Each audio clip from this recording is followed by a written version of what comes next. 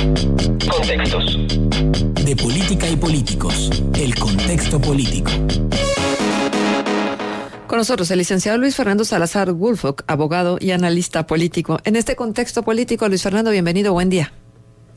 Muy buenos días a ti, Marcela, y buenos días al auditorio en general.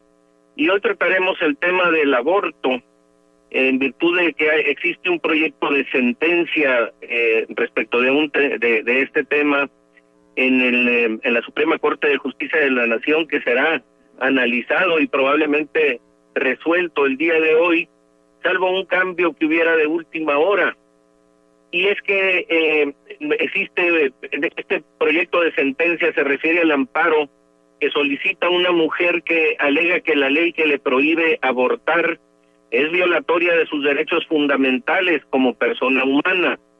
El proyecto de sentencia será presentado por el ministro Arturo Saldívar y pues como tal proyecto se conoce su contenido, y este ministro considera que el aborto es un derecho de la mujer relacionado con el libre desarrollo de su personalidad, porque al deshacerse del hijo que lleva en sus entrañas le facilita el plan de vida que se propone realizar, y concluye el proyecto que el Estado está obligado a garantizar un aborto seguro y gratuito.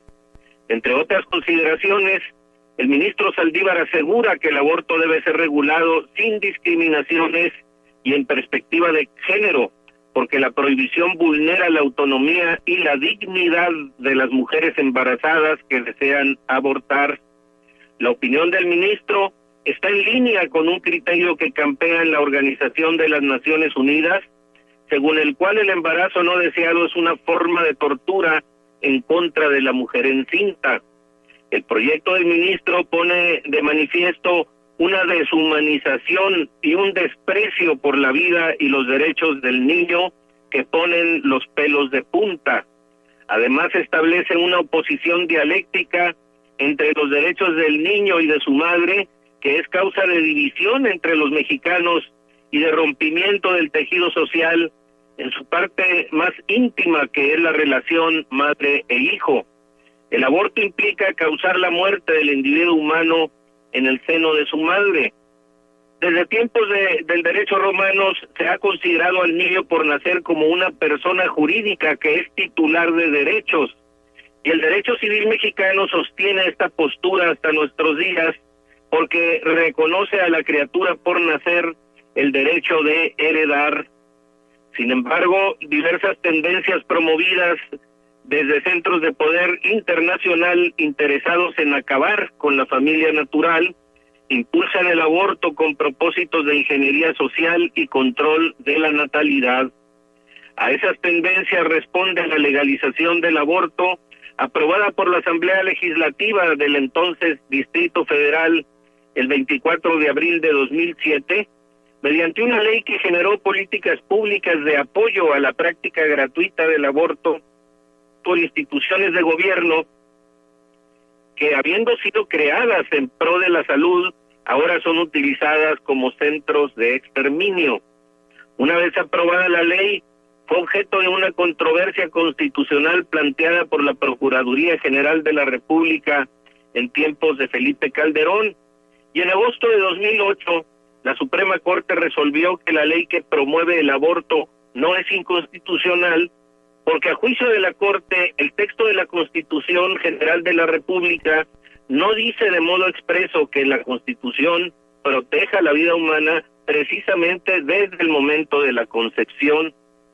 Lo anterior es una aberración, porque contrario a lo resuelto, la Constitución mexicana protege la vida humana sin distinguir, la protege en su plenitud, en cuanto a que no hace diferencia alguna respecto a que tal derecho a la vida excluya a un niño en formación en el vientre de su madre, a un anciano, a un discapacitado o cualquier persona que se considere un estorbo para los planes de otra.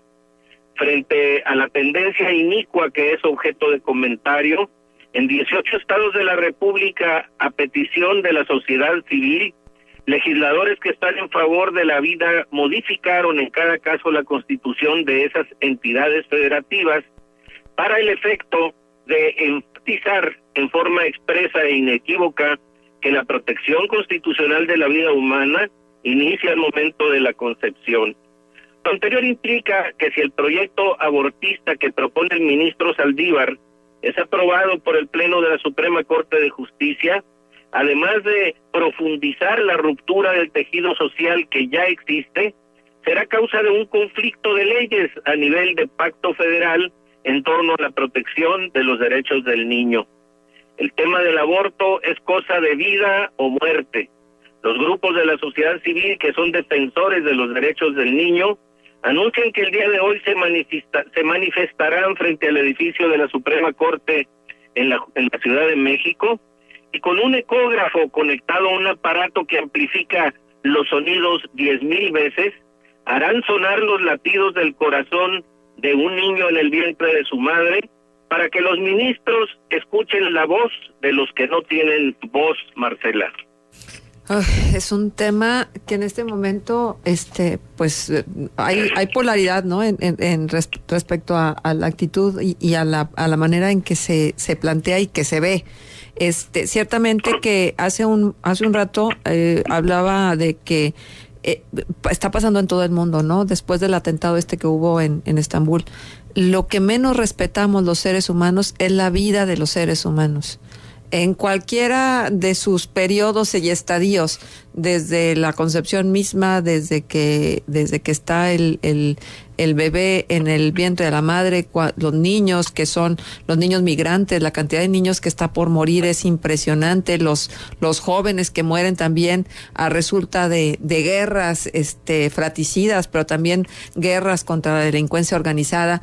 Es decir, tú ves por todos lados, Luis Fernando, y lo que menos privilegiamos hoy por hoy es el respeto a la vida humana.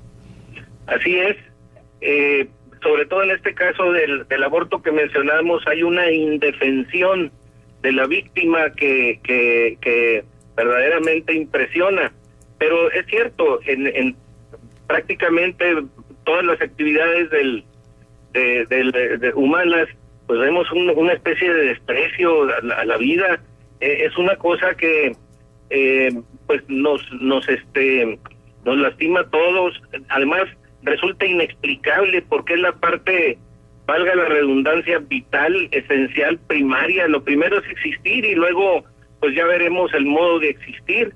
Y aquí advertimos que hay un tal desprecio por la vida humana que resulta inexplicable, Marcela. Exacto, exactamente, Luis Fernando. Y bueno, ¿tú crees que esto también vaya a ganar a redituarle en adeptos y en votos a los partidos que sostengan, por ejemplo, la postura abortista, o va a ganarle votos a quienes sostengan precisamente la postura contraria? Bueno, a mí me parece un tema tan esencial que ni siquiera debería incidir en un sentido o en otro, porque es algo fundamental a la vida humana, como que la cuestión de la política y todo, incluso la religión, todas esas cosas como que vienen después desde el punto de vista cultural, porque lo primero es la vida, es una cosa que deberíamos defender hasta por instinto, no por cálculo político. No sé realmente qué decirte a esa pregunta, porque efectivamente hay una especie de agenda, una agenda política para hacer caminar esta iniciativa. Hay una política internacional de ingeniería social y de control demográfico de la población que está a la vista, es decir, ahí está, y además con muy malos resultados, porque en muchos países ya lo que está ocurriendo es que falta un relevo generacional que venga a resolver problemas tan simples como son la cuestión de las pensiones de los jubilados. Uh-huh. Entonces no se explica uno por qué ese desorden en el que por un lado nos quejamos de que hay demasiada gente en el mundo y por otro lado resulta que no es así, resulta que no hay gente para hacer ese relevo generacional. Lo que sí me espanta desde el punto de vista incluso filosófico es que cuando empezaron estas tendencias abortistas se refugiaron en una consideración lastimera para la mujer que por excepción se veía en condiciones tan graves que se veía forzada a practicarse un aborto. En esos casos, esos casos fueron los primeros que se tomaron en cuenta para aliviar la situación de la mujer que de alguna manera se le consideraba también víctima, y lo es. Sin embargo, ahora ya no es eso. Ahora hay una soberbia en el planteamiento que, por ejemplo, consideramos de este ministro de la Suprema Corte, una soberbia trasplantada a la mujer, en la que se le ofrece como tentación a la mujer, en donde la mujer dice, yo soy dueña de la vida y de la muerte del ser que tenga en mi seno, y es un derecho humano para mí, y es una tortura que se me imponga este embarazo. Pues esas cosas a mí me parecen verdaderamente pasmosas, son increíbles, pero ciertas. Y todo esto pues deriva del desprecio por la vida humana. Ay, pues sí, pero Diana comentaba hace un momento un video. Diana, si quieres compartirlo, por favor, lo del video con el público, que me parece que puede cerrar muy bien esto que nos estás compartiendo. Sí, yo comentaba, Luis Fernando, buenos días, ¿cómo estás? Justo Buenos días, Diana. Te escuchaba y le decía a Marcela que me llamaban la atención las reacciones que había visto hace unos días en un video. Justo lo estoy rastreando y no lo encuentro. Lo voy a compartir en cuanto lo haga. Que tiene que ver con este debate que se está dando, y es la imagen de una chica adolescente. Al principio solo se ve el rostro en un close-up, y empieza a escuchar, empieza a verse cómo empieza a hablar de un discurso muy parecido al que tú tienes, de la preservación de la vida. La imagen, la toma se va alejando. Sin embargo, si bien se ve que la chica mueve los labios, la voz que se escucha es la voz de un hombre. Y conforme se va alejando la toma, llega el momento donde se alcanza a percibir que es una adolescente embarazada, porque se le logra ver ya el vientre. En ese momento deja de escucharse la voz del hombre y se escucha finalmente la voz de ella. Voltea la cámara y dice, qué fácil es decirlo cuando no se trata de ti.